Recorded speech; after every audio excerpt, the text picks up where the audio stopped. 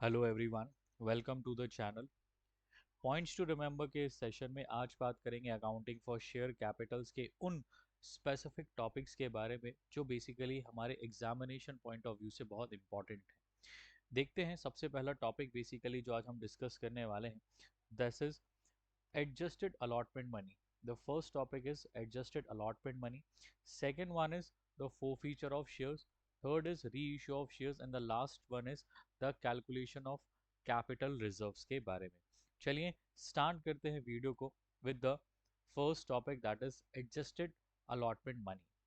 ये जो adjusted allotment money की हम बात कर रहे हैं, हमारा ये जो टॉपिक निकल कर आता है वो किस केस में निकलता है सर? ये कैलकुलेट होता है सर ओवर सब्सक्रिप्शन के केस में, जहां पर कंपनी के पास में जो शेयर्स होते हैं और इनको लेने के लिए जो लोग अप्लाई करते हैं उनका जो रेशियो होता है वो कंपैरेटिवली ज़्यादा होता है। और इसीलिए हमें यहाँ पर क्या करना है, ये एडजस्टेड अलॉटमेंट मनी निकालना है। बेसिकली इसका जो रीज़न है वो ये है कि यहाँ पर कई सारे जो शेयर होल्डर्स होते हैं वो क्या करते हैं, कंपनी के शेयर्स को लेने के लिए अप्लाई करते हैं और अप्लाई करने के साथ साथ कुछ एक एप्लीकेशन मनी क्या कर देते हैं, कंपनी को पे ऑफ करते हैं। क्या करते हैं, कंपनी को कुछ एक एप्लीकेशन मनी क्या करते हैं, पे ऑफ करते हैं। अब कंपनी क्या करती है, इस एप्लीकेशन मनी को रिसीव कर लेती है, किससे? शेयर होल्डर से। लेकिन क्योंकि यहाँ पर ये जो शेयर होल्डर्स जो अप्लाई करते हैं उसके रिटर्न में जो कंपनी इनको शेयर इशू करती है वो कैसा होता है, वो होते हैं लेस में। लेस नंबर ऑफ शेयर्स क्या किए जाते हैं, इनको इशू किए जाते हैं। क्योंकि जो कंपनी के शेयर्स होते हैं ना, वो कैसे हैं सर? लिमिटेड होते हैं। क्या होते हैं? लिमिटेड। लेकिन उनको अप्लाई करने वाले कैसे होते हैं? बहुत सारे। तो जितने भी लोग अप्लाई करते हैं उसके रेशियो में उनको शेयर्स ना मिलकर उससे थोड़ा सा कम उनको शेयर्स बेसिकली मिल जाते हैं। इस केस में क्या होता है, जो एप्लीकेशन मनी यहाँ पर जो शेयर होल्डर ने पे किया होता है वो कहीं ना कहीं एक्सेस डिपॉजिट हो जाता है, किसके पास में? कंपनी के पास में। इसी एक्सेस एप्लीकेशन मनी को एडजस्ट करने के लिए हमें ये पर्टिकुलर कॉन्सेप्ट क्या करना है, सीखना है। कौन सा? Adjusted allotment money. इसी को सीखने के लिए सबसे पहले जो हमें काम करना है वो ये है कि ये जो दो फॉर्मूलेस बेसिकली आपको दिखाई दे रहे हैं, ये दो फॉर्मूले आपको समझना है। पहला फॉर्मूला जहां हमें ये कैलकुलेट करना है कि बेसिकली यहाँ पर लोगों ने कितने शेयर्स के लिए अप्लाई किया है, और दूसरा जो फॉर्मूला है यहाँ पर हम ये कैलकुलेट करेंगे कि उनको एक्चुअली कितने शेयर्स बेसिकली रिसीव्ड हुए हैं। तो अगर हम बात करें हमने कितने अप्लाई किया तो उसको कैसे निकालना है, इसके लिए फॉर्मूला है shares applied upon shares allotted into number of shares allotted. दूसरा हमारे पास फॉर्मूला है sir shares allotted upon shares applied. ध्यान रखना फॉर्मूले में जो हमें कैलकुलेट करना है वो हमेशा कहाँ आने वाला है? ऊपर आने वाला है। ठीक है, यहाँ पर भी और यहाँ पर भी। ठीक है, तो ये बेसिकली दो फॉर्मूले हैं जिनको यूज करके आप क्या करेंगे, यहाँ पर कैलकुलेट करेंगे एडजस्टेड अलॉटमेंट मनी को। एग्जाम्पल की अगर अपन बात करें तो हमारे पास एक क्वेश्चन है, इस क्वेश्चन से हम समझते हैं कि कैसे हमें ये एडजस्टेड अलॉटमेंट मनी को हमें कैलकुलेट करना है। देखते हैं इस क्वेश्चन को। सबसे पहले क्वेश्चन क्या कहता है, देखिए, B limited issued a prospectus inviting applications for 20,000 shares. यहाँ बी लिमिटेड ने क्या किया है, 20,000 शेयर्स बेसिकली क्या किए हैं, इन्होंने इशू किए हैं। कितने shares? 20,000 shares at the rate 10 each के हिसाब से इन्होंने इशू किया है एट अ प्रीमियम ऑफ 2 पर शेयर। 2 रुपए के प्रीमियम पे, मतलब इन्होंने टोटली शेयर कितने पर इशू किया है? 12 रुपए पर इन्होंने शेयर को इशू किया है। कैसे पैसा चार्ज करते हैं सर? ये चार्ज करते हैं एप्लीकेशन पर 2 रुपीज। चलिए लिख लेते हैं, एप्लीकेशन पर 2 रुपीज, अलॉटमेंट पर लेते हैं 5 रुपीज इंक्लूडिंग प्रीमियम। तो अगर बात करें अलॉटमेंट की तो ये कैसा लेते हैं, 5 रुपीज, जिसमें 3 रुपीज प्लस 2 रुपीज, ये 3 रुपीज हमारा अलॉटमेंट है और ये 2 रुपीज हमारा क्या है सर? प्रीमियम का अमाउंट है। फर्स्ट कॉल की बात करें कितना लेते हैं? 3 रुपीज, फर्स्ट कॉल 3 रुपीज। और सेकेंड एंड फाइनल कॉल कितने से चार्ज करते हैं सर? 2 रुपीज से ये चार्ज करते हैं। ठीक है सर, इसी के साथ और क्या इंफॉर्मेशन हमको दी गई है कि सर यहाँ पर जो एप्लीकेशंस रिसीव्ड हुई है ना, वो कितनी रिसीव्ड हो गई सर? 30,000 की एप्लीकेशंस हमको यहाँ पर रिसीव्ड हो गई हैं। ठीक है सर, अब आप देख पा रहे हैं यहाँ पर जो एप्लीकेशंस आपको रिसीव्ड हुई हैं वो कितनी रिसीव्ड हुई हैं? 30,000। और जो आपके पास में शेयर्स हैं वो एक्चुअली शेयर्स कितने हैं सर? 20,000। कितने शेयर्स हैं? 20,000। दैट मीन्स यहाँ पर ये 10,000 शेयर्स बेसिकली क्या है? हमारा ओवर सब्सक्राइब्ड है। क्या है सर? ओवर सब्सक्राइब्ड है। एक्सेस एप्लीकेशन हमारे पास है। ठीक है सर। क्या करना है? प्रो राटा अलॉटमेंट हमें यहाँ पर करना है। क्या करना है सर? Pro rata allotment. अब ये प्रो राटा अलॉटमेंट मैंने आपको लास्ट वीडियो में बताया था कैसे करना है। दो केसेस हैं, या तो हम कंप्लीट प्रो राटा करेंगे, या तो हम क्या करेंगे, हम इसका पार्शियल प्रो राटा करेंगे। कंप्लीट प्रो राटा में हम बिल्कुल भी अमाउंट को क्या नहीं करते, हम रिटर्न नहीं करते। और पार्शियल प्रो राटा में हम क्या करेंगे, कुछ पोर्शन ऑफ एप्लीकेशंस को हम क्या कर देंगे, हम रिटर्न कर देंगे, और रेस्ट ऑफ को हम क्या कर देंगे, शेयर यहाँ पर हम अलॉट कर देंगे। ठीक है सर, देखते हैं। यहाँ हमें करना है प्रो राटा अलॉटमेंट करना है। कितने एप्लीकेशंस के लिए? 24,000 एप्लीकेशन के लिए। दैट मीन्स ये जो केस है हमारा कौन सा है सर? पार्शियल प्रो राटा है। यहाँ हमें क्या करना है, कुछ एप्लीकेशन, कुछ मतलब कितने सर? यहाँ पर हमको सिर्फ और सिर्फ 24,000 एप्लीकेशंस वालों को ही क्या करना है, शेयर अलॉट करना है। मतलब ये जो 20,000 शेयर्स है ना, वो कितने लोगों को अलॉट कर देंगे? 24,000 लोगों को हम अलॉट कर देंगे। लेकिन सर एप्लीकेशंस तो कितनी आई थी? 30,000 आई थी। तो ये जो एक्सेस एप्लीकेशन है कितने की? 6,000 की। इनको हम क्या कर देने वाले हैं, इनको हम रिटर्न कर देने वाले हैं। क्या कर देंगे हम? इनको रिटर्न कर देने वाले हैं। अब आगे क्या है देखते हैं। It was decided to utilize excess application money towards amount due on allotment। इन्होंने कहा है कि जो भी excess application money आए, अब सर excess क्या होगा? सर excess होगा ये कि यहाँ पर आप देख सकते हैं, यहाँ पर 4,000 शेयर्स बेसिकली हमारे पास में excess आ रहे हैं, आ रहे हैं। तो इस पर जो पैसा हमको मिलने वाला है ना, उसको इन्होंने कहा है कि उसको आप यूज करिए किस पर? अलॉटमेंट पर। किस पे यूज कर लीजिए? अलॉटमेंट पर आप इसको यूज कर लीजिए। ठीक है सर, हम अलॉटमेंट पर यूज कर लेंगे। कुछ और भी आपको यहाँ पर इंफॉर्मेशन प्रोवाइड की गई है। क्या? कि सर रमेश है जो क्या करता है, 400 शेयर्स उसको अलॉट होते हैं। क्या होते हैं सर? ये एक रमेश जी हैं जिनको क्या होते हैं, 400 शेयर्स इनको अलॉट हो जाते हैं। क्या हो जाते हैं? अलॉट हो जाते हैं। अब ऑब्वियस सी बात है, जब इनको अलॉट हुए हैं तो उन्होंने कुछ ना कुछ अप्लाइड जरूर किया होगा।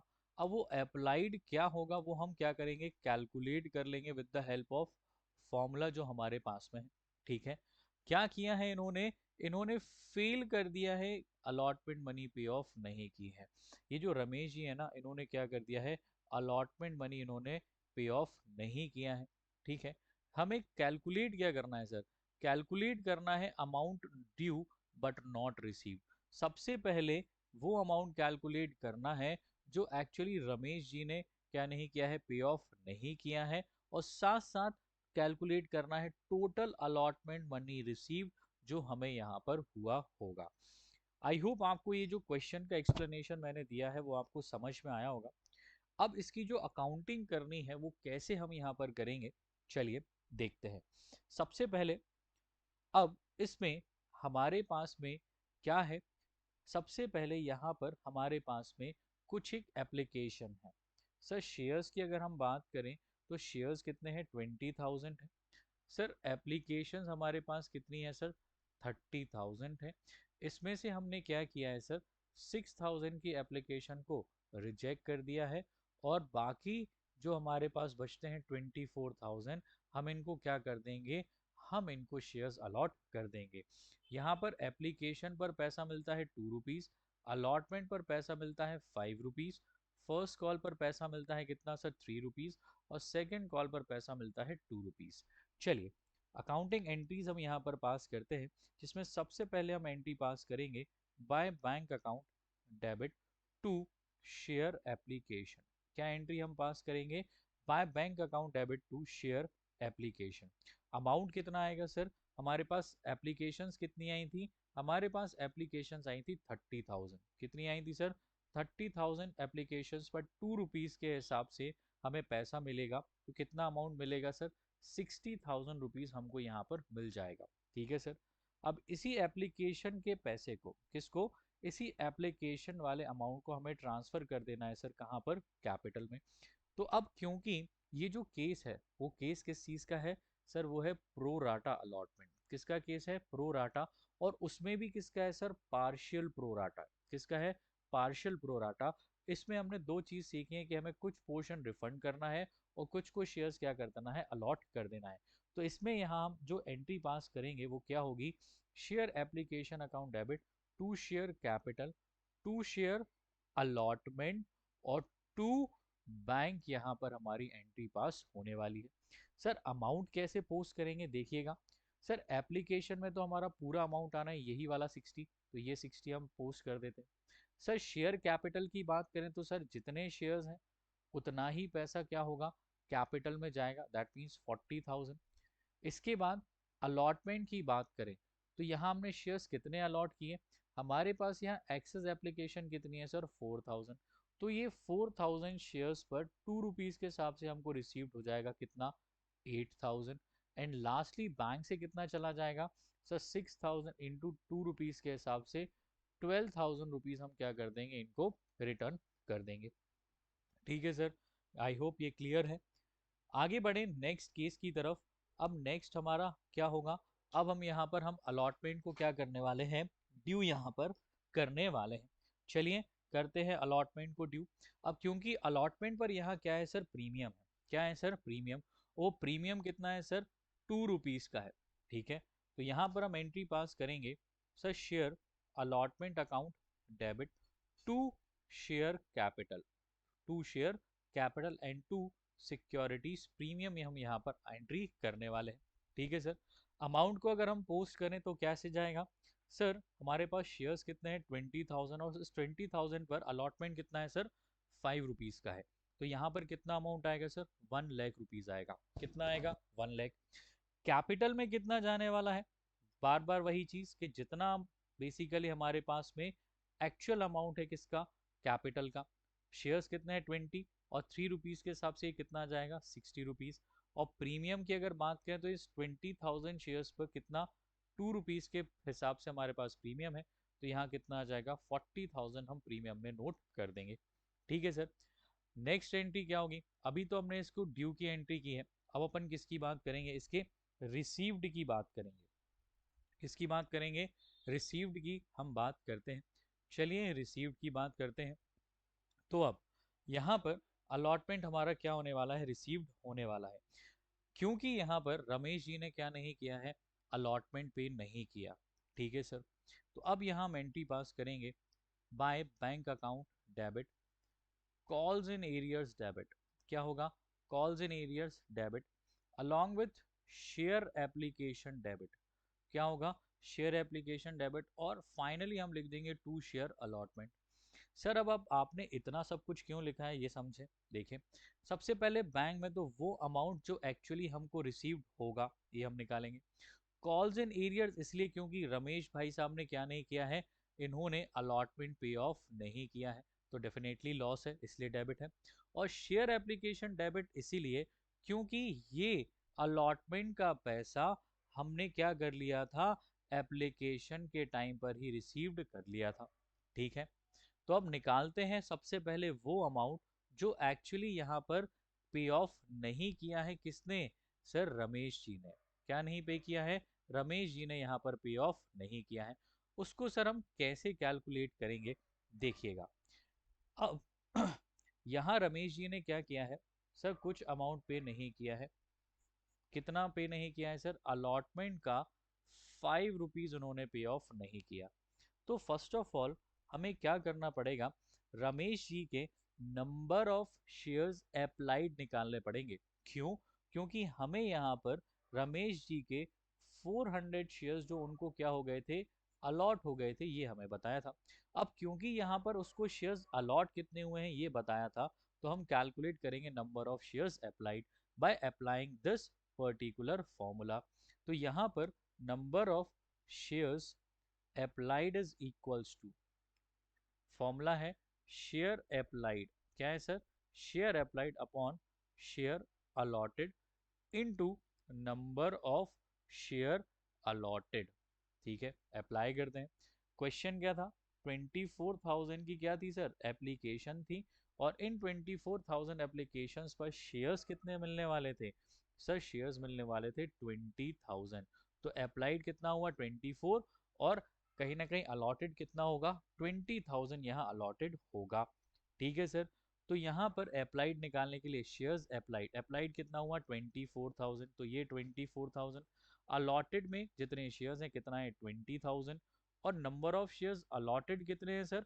अलॉटेड ये रहे कितने 400। तो मल्टीप्लाई कर लो 400 से, कितना आंसर आएगा? देखिए ये आएगा सर 480 शेयर्स। कितने आएंगे? 480 शेयर्स। तो अगर बात करें रमेश की, तो रमेश ने अगर 480 शेयर्स क्या किए थे? अप्लाई किए थे। क्या किए थे? अप्लाई किया था। तो डेफिनेटली इन्होंने जो एप्लीकेशन का पैसा होगा ना, वो भी कितने के अकॉर्डिंग पे किया होगा? 480 के अकॉर्डिंग पे ऑफ किया होगा। चलिए कैलकुलेट करते हैं इनका एडजस्टेड अलॉटमेंट अमाउंट। तो अब रमेश जी ने क्या किया है सर? अप्लाई किया था।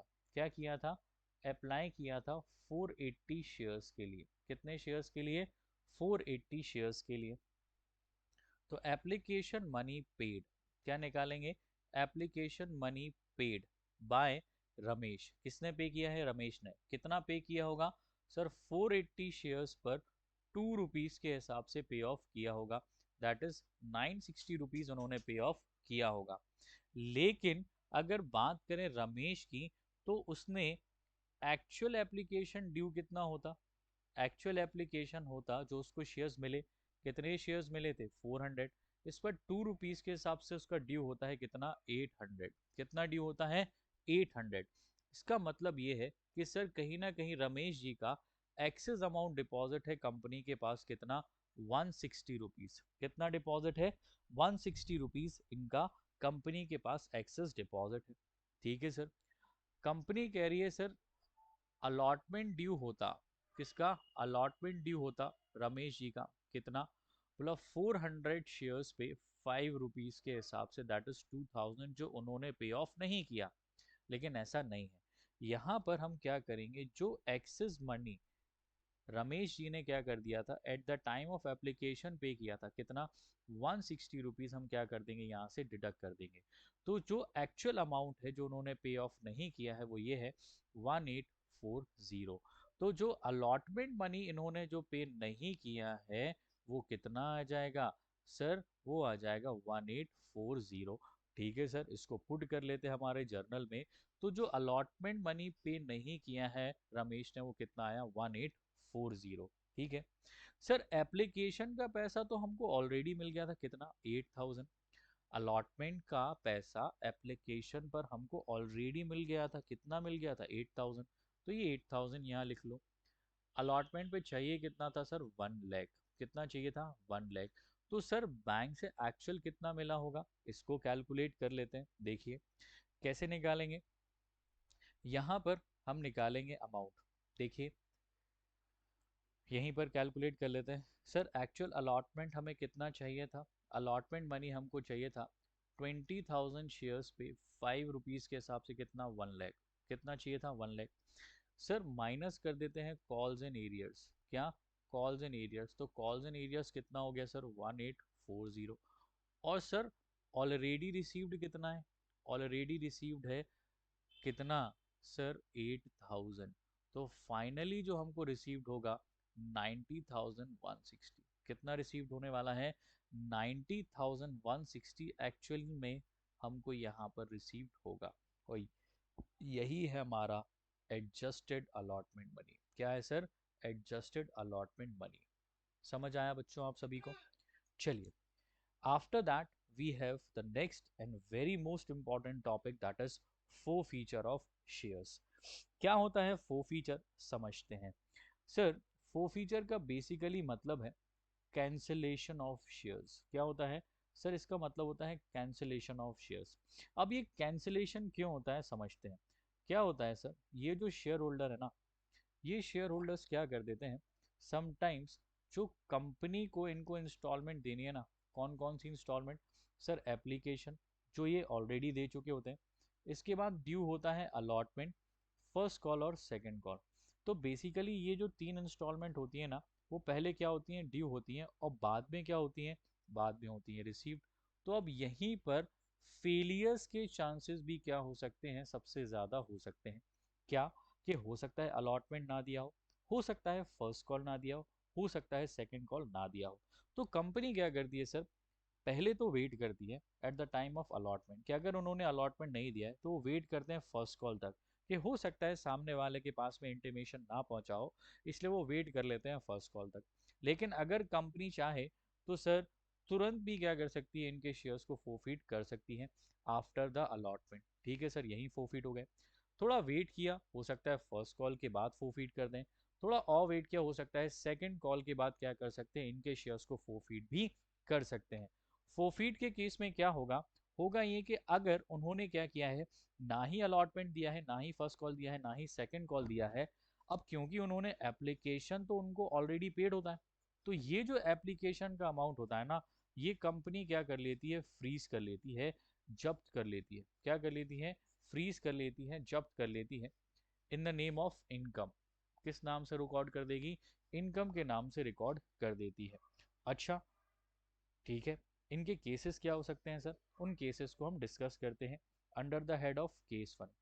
क्या हो सकता है कि सर, हो सकता है सर यहाँ शेयर होल्डर ने अलॉटमेंट पे ना किया हो और तुरंत के तुरंत इनके शेयर फोरफीट हो गए हो। इस केस में जर्नल क्या पास करेंगे, तो इस केस में हम जर्नल पास करते हैं बाय शेयर कैपिटल अकाउंट।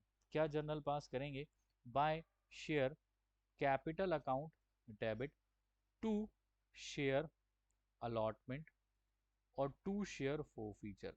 क्या आ जाएगा, टू शेयर फोर फीचर यहाँ पर आ जाएगा। अच्छा सर, अगर ये अलॉटमेंट सर प्रीमियम पे हो, that means allotment plus securities premium हो, तो उस केस में फोर फीचर की एंट्री क्या होगी, उस केस में फोर फीचर की एंट्री होगी by share capital account debit securities premium account debit to share allotment और टू शेयर फोर फीचर।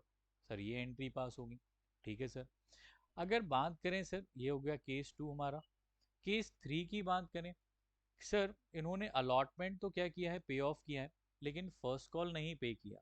क्या नहीं किया, फर्स्ट कॉल पे नहीं किया। इस केस में जर्नल क्या होगा, तो इस केस में हम जर्नल लिखेंगे by share capital account debit. क्या लिखेंगे, by share capital account debit to share first call और टू शेयर फोर फीचर। अच्छा, ठीक है सर।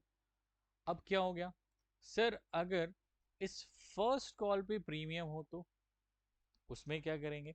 ठीक है sir, first call along with securities premium. इस केस में क्या होगा, तो इस केस में हम एंट्री पास करेंगे by share capital account debit securities premium account debit to share first call और टू शेयर फोर फीचर। यहाँ पर हम जर्नल पास करने वाले हैं। ठीक है सर, केस थर्ड क्या हो सकता है, केस थर्ड में अलॉटमेंट भी नहीं दिया, फर्स्ट कॉल भी नहीं दी, सेकंड कॉल भी पे ऑफ नहीं किया। इस केस में क्या जर्नल पास करेंगे, तो देखिए by share capital account debit securities premium. मान लेते हैं कि यहाँ अलॉटमेंट पर क्या है सर, प्रीमियम भी था, जो भी नहीं पे किया, तो by securities premium account debit to share first call. क्या आ जाएगा, टू शेयर अलॉटमेंट आएगा सर पहले, फिर टू शेयर फर्स्ट कॉल आएगा, और साथ में आ जाएगा टू शेयर सेकंड कॉल। क्या आएगा, टू शेयर सेकंड कॉल। तो ये हमारी एक कंप्लीट पैक एंट्री यहाँ पर होने वाली है। तो याद रखने वाली बात क्या है सर, वो याद रखने वाली बात ये है कि जो शेयर कैपिटल अमाउंट हमेशा आने वाला है, इसमें सिर्फ और सिर्फ कॉल्ड अप कैपिटल ही लेने वाले हैं। क्या लेने वाले हैं, कॉल्ड अप कैपिटल ही लेने वाले हैं। अब इसी में लास्ट में हम यहाँ to share forfeiture use करते हैं। क्या यूज करते हैं, टू शेयर फोर फीचर। तो इस शेयर फोर फीचर में हम क्या लेंगे सर, अलॉटमेंट मिला नहीं, फर्स्ट कॉल मिला नहीं, सेकंड कॉल नहीं मिला, तो मिला क्या होगा सर, मिला होगा एप्लीकेशन का पैसा। क्या मिला होगा, एप्लीकेशन। तो ये एप्लीकेशन का पैसा ही हमारा क्या बनता है, इनकम का पार्ट बनता है और उस इनकम को किस नेम से रिकॉर्ड करेंगे सर, शेयर फोरफीचर के नाम से रिकॉर्ड करेंगे। अब क्रेडिट में ही क्यों, क्योंकि इनकम बढ़ती है तो सर कहाँ आती है, क्रेडिट साइड, इसलिए इसको कहाँ लिखा गया, क्रेडिट में लिखा गया। सर इन केसेस में भी बता दीजिए कि फोरफीचर में क्या क्या आ सकता है, तो देखिए फटाफट से डिस्कस करते हैं। अगर सर ने क्या नहीं दिया है, अलॉटमेंट नहीं दिया और इनका शेयर फोरफीट कर दिया है, तो इस केस में क्या पे ऑफ किया होगा, सिर्फ और सिर्फ एप्लीकेशन ही पे ऑफ किया होगा। तो इस शेयर फोरफीचर में कौन सा अमाउंट आ जाएगा सर, एप्लीकेशन का पैसा आ जाएगा। ठीक है sir, same as year allotment और प्रीमियम नहीं दिया है तो क्या दिया होगा, वापस से यहाँ एप्लीकेशन ही पे ऑफ किया होगा, तो यहाँ एप्लीकेशन हम यूज कर लेंगे। थर्ड केस में क्या है सर, अलॉटमेंट दिया है, फर्स्ट कॉल नहीं दिया है, क्या नहीं दिया है, और फर्स्ट कॉल नहीं दिया, इसी के बाद इनके शेयर्स को क्या कर दिया गया, फोरफीट कर दिया गया। अब क्योंकि फर्स्ट कॉल नहीं दिया है तो क्या क्या दिया होगा सर, अलॉटमेंट दिया होगा और साथ साथ क्या दे दिया होगा, एप्लीकेशन। तो अलॉटमेंट और एप्लीकेशन का पैसा हम कहाँ डाल देंगे, शेयर फोरफीचर में डाल देंगे in the name of income. ठीक है सर। सर फर्स्ट कॉल पर अगर प्रीमियम हो तो उस केस में क्या होगा, उस केस में भी यहाँ पर एप्लीकेशन और अलॉटमेंट का पैसा किस नेम से आ जाएगा, शेयर फोरफीचर के नेम से आ जाएगा। यहाँ पर क्या होगा, मैंने आपको बताया, शेयर फोरफीचर के ये जितने भी केसेस हैं मैंने आपको डिस्कस किए along with its journal entries. इसका क्वेश्चन आप बेसिकली लगाइए और जो भी प्रॉब्लम आती है तो मुझे कमेंट बॉक्स में मैसेज करिएगा। After that, we have the next aspect is the reissue of shares. Sir after completion forfeiture, जैसे ही हम क्या कर लेते हैं सर, हम शेयर्स को क्या करते हैं सर, फोरफीट करते हैं, तो कंपनी इस पर्टिकुलर शेयर को कभी भी अपने पास नहीं रखना चाहती। वो क्या करेगी, जैसे ही ये शेयर्स को फोरफीट करेगा वैसे ही इन्हीं शेयर्स को क्या कर देती है, री इशू कर देती है। क्यों, क्योंकि सर कंपनी को क्या चाहिए सर, कंपनी को चाहिए पैसा in the name of capital, और वो कोशिश करती है कि इस पैसे को निकाल सके, कैसे, बाय वे ऑफ री इशू ऑफ शेयर्स। तो इस री इशू की अगर अपन बात करें तो ये री इशू सर तीन आस्पेक्ट में हो सकता है। कैसे हो सकता है, थ्री आस्पेक्ट में, that is at par, at premium और एट डिस्काउंट। अच्छा सर, री इशू डिस्काउंट पर हो सकता है, तो yes sir, reissue discount पर हो सकता है। Sir issue of shares discount पर हो सकता है क्या, तो नो सर, फ्रेश इशू कभी भी डिस्काउंट पर नहीं होगा, लेकिन री इशू यहाँ पर डिस्काउंट पर हो सकता है, ध्यान रखिएगा।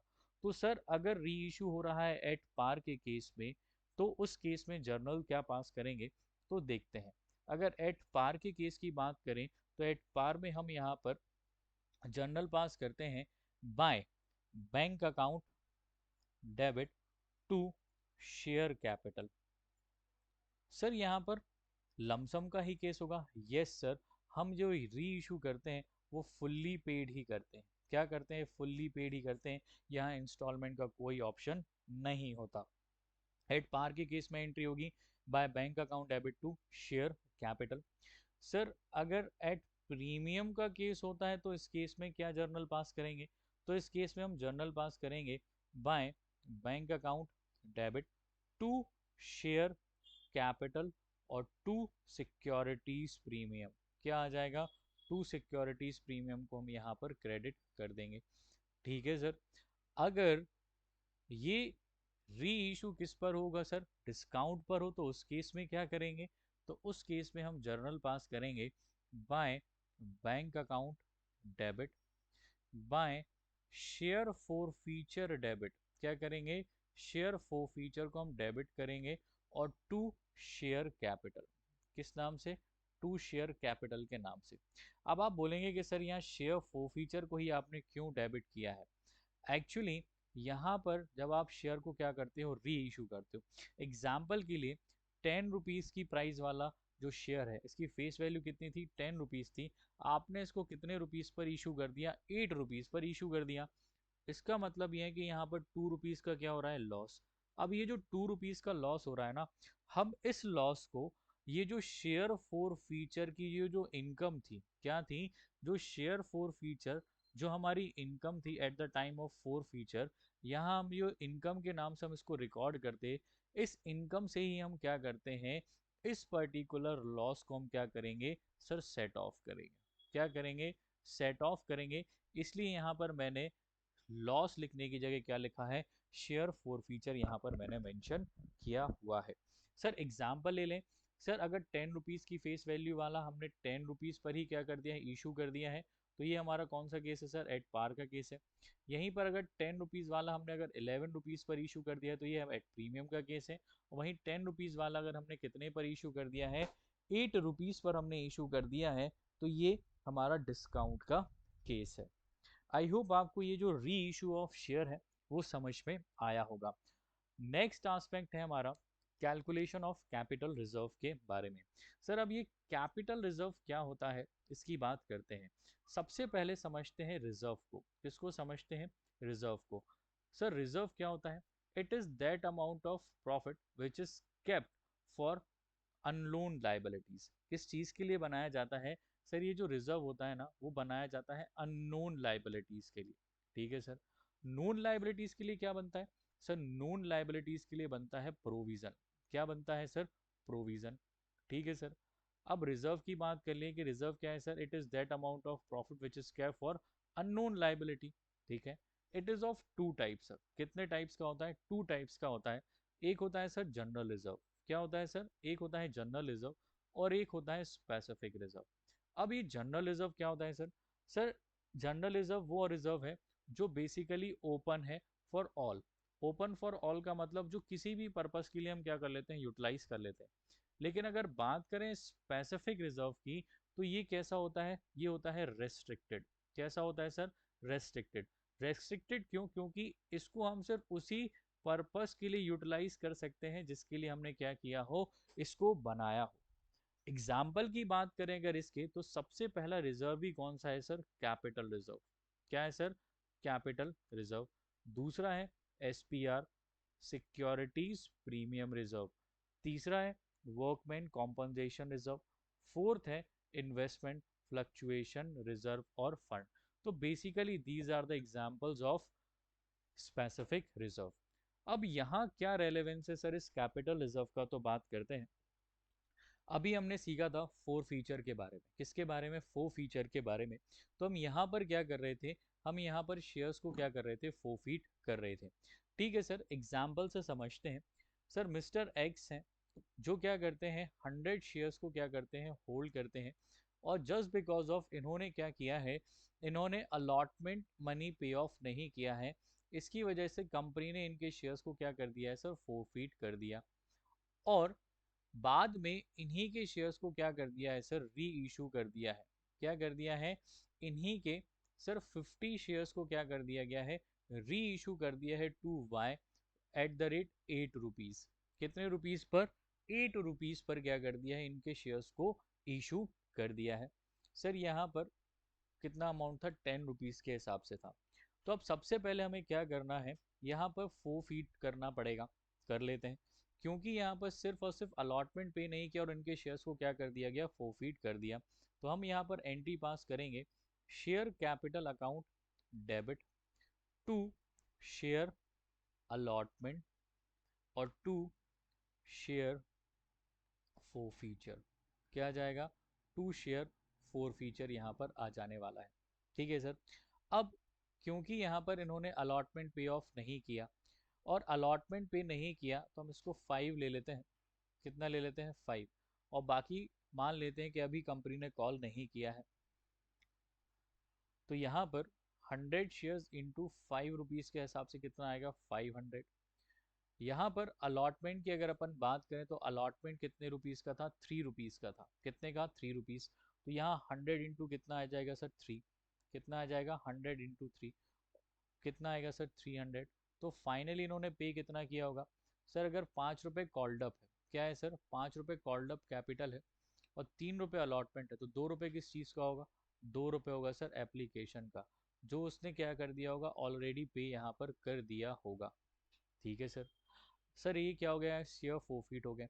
अब हम क्या कर रहे हैं, इनके 50 शेयर्स को क्या कर रहे हैं, री इशू कर रहे हैं। कितने शेयर्स को री इशू कर रहे हैं, 50 शेयर्स को हम यहाँ पर री इशू कर रहे हैं, वो भी कितने रुपए पर, 8 रुपए पर हम इनके शेयर्स को क्या कर रहे थे, री इशू कर रहे थे। कॉल्ड अप कितना था सर, 5 रुपीज। शेयर री इशू कितने पे कर रहे हैं, 8 रुपीज पर। दैट मीन ₹3 के प्रीमियम पर हम क्या कर रहे हैं, शेयर को यहाँ पर इशू कर रहे हैं। यहाँ हम एंट्री पास करेंगे bank account debit to share capital और टू सिक्योरिटीज प्रीमियम। सर ये 100 शेयर्स पर ₹8 के हिसाब से ले रहा है, कितना आएगा 800। यहाँ कैपिटल कितने से बढ़ेगा, 100 इंटू ₹5 के हिसाब से, दैट इज 500। और ये 100 इंटू ₹3 के हिसाब से कितना आ जाएगा, प्रीमियम आ जाएगा। अब हमारे पास में जाने वाला है क्या, कैपिटल रिजर्व। कैपिटल रिजर्व कितना आएगा देखते हैं। तो यहाँ पर हमें एंट्री पास करनी है by share forfeiture account debit to capital reserve. क्या कैलकुलेट करेंगे, टू कैपिटल रिजर्व। अब कैपिटल रिजर्व में यहाँ कितना अमाउंट हमारा जाने वाला है। अब यहाँ पर आपने ₹100 से यहाँ पर क्या कर दिया है, 100 शेयर से अकाउंटिंग कर दी है, जो कि सर गलत है। क्यों, क्योंकि यहाँ हमने इसके पूरे के पूरे 100 शेयर्स थोड़ी ना री इशू किए थे।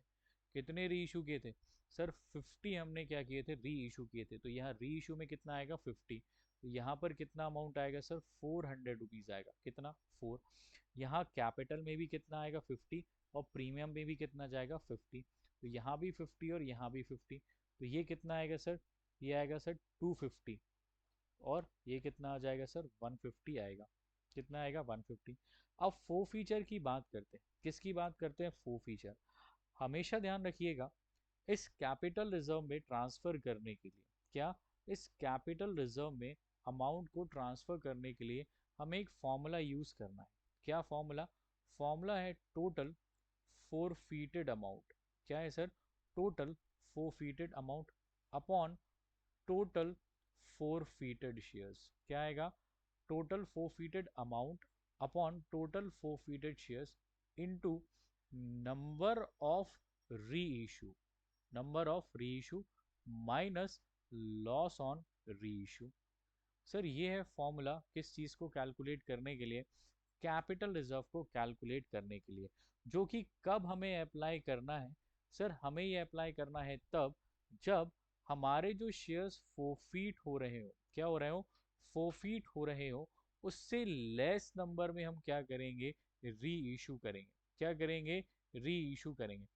जैसे कि हमारे एग्जाम्पल में हमने शेयर्स को फोरफीट किया है, कितना सर, 100 शेयर्स हमने फोरफीट किया है। लेकिन हम यहाँ पर री इशू कितना कर रहे हैं, 50 यहाँ पर हम री इशू कर रहे हैं। तो यहाँ पर जो कैपिटल रिजर्व हम निकालेंगे बाय अप्लाइंग दिस फॉर्मूला। क्यों, क्योंकि फोरफीट से कहीं ना कहीं हमारे री इशू कैसे हैं, कम है। तब जाकर हमें इस पर्टिकुलर फॉर्मूले को यूज करना है।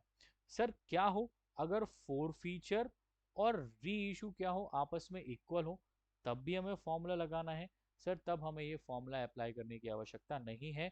सिर्फ और सिर्फ तब जब ये फोर फीचर क्या हो, कहीं ना कहीं लेस हो। क्या हो, लेस हो। दैट मीन्स री इशू हम क्या कर रहे हो, कम कर रहे हो फोर फीचर के कंपैरिजन में। कैसे इसको अप्लाई करना है देखिए। सबसे पहले मैंने कहा कि यहाँ चाहिए टोटल फोरफीटेड अमाउंट। तो टोटल फोरफीटेड अमाउंट हमारे पास कितना है, तो सर ये रहा हमारा फोरफीटेड अमाउंट, कितना है, 200। ठीक है सर, यहाँ पर हमारे पास 200 फोरफीटेड अमाउंट है। टोटल फोरफीटेड शेयर्स कितने हैं, हमने यहाँ शेयर्स कितने फोरफीट किए थे, वो थे सर 100। कितने शेयर फोरफीट किए थे, 100। इसी के साथ साथ नंबर ऑफ री इशू कितने हैं, सर वो थे हमारे 50। और लॉस ऑन री इशू की बात करें तो वो यहाँ है 0। क्यों 0 है, क्योंकि यहाँ पर हमने तो ₹5 ही कॉल्ड अप किया था, और 5 वाला कितने में इशू कर दिया, 8 में। मतलब ₹3 प्लस में ही हमने क्या किया, इशू किया। तो ये तो प्रॉफिट है, लॉस नहीं है। अगर हम यही ₹5 वाला 8 में करने की जगह अगर हम ₹3 में क्या कर देते, री इशू कर देते, इस केस में हमारे पास यहाँ लॉस आता। क्या आता, लॉस। तब हम एंट्री पास करते bank account debit share forfeiture account debit to share capital. अच्छा, यहाँ आता सर 50 इंटू ₹3 के हिसाब से, दैट इज 150। यहाँ आता 50 इंटू ₹2 के हिसाब से, कितना आता, 100। और यहाँ हम लिख देते 250। अब यहाँ पर हमारे पास आ रहा है ₹100 का लॉस। क्या आ रहा है, लॉस। इस लॉस ऑन री इशू को हम यहाँ पर क्या कर देते, यहाँ पर मेंशन कर देते। लेकिन क्योंकि अभी हमने इस पर्टिकुलर आस्पेक्ट को फॉलो किया है और यहाँ पर हमारे पास प्रीमियम आ रहा है, ना कि लॉस। तो अगर यहाँ पर हम कैपिटल रिजर्व को कैलकुलेट करें तो कितना अमाउंट आएगा, 100 रुपीज़ हमारा कैपिटलिज्म में जाने वाला है। तो यहाँ पर हम कितना अमाउंट लिख देंगे, 100 रुपीज़ मैंशन कर देंगे। अगर केस हमारा ये है कि हमने जो री इशू किए हैं, कितने शेयर्स, 50 शेयर्स हमने री इशू किए हैं, वो भी कितने रुपीज़ से, वो हमने किए हैं सर 3 रुपीज़ से हमने री इशू कर दिया है। तो सर 5 रुपए के कॉल्ड अप कैपिटल वाला कितने रुपए पर री इशू कर रहे हैं, 3 रुपीज़ पर। दैट मीन्स 2 रुपीज़ का क्या हो रहा है, लॉस यहाँ पर हो रहा है। तो इस केस में यहाँ पर हमारे पास अमाउंट ऑफ कैपिटल रिजर्व कितना आएगा sir, total forfeited amount remain the same 200, total forfeited share remains the same 100, number of reissue same कितना आएगा 50, और लॉस ऑन री इशू कितना आएगा सर, यहाँ पर लॉस ऑन री इशू हमने निकाल लिया कितना, 100 रुपीज़। तो यहाँ पर कितना आ जाएगा 100। तो अब कैपिटलिज्म में कितना अमाउंट जाएगा सर, जीरो अमाउंट यहाँ पर जाने वाला है। किस केस में, ये लॉस के केस में। आई होप आपको ये कैलकुलेशन ऑफ कैपिटल रिजर्व, री issue of shares, forfeiture of shares और एडजस्टेड अलॉटमेंट मनी का केस आपको समझ में आया होगा। चलिए मिलते हैं नेक्स्ट टॉपिक में। Thank you, have a nice day.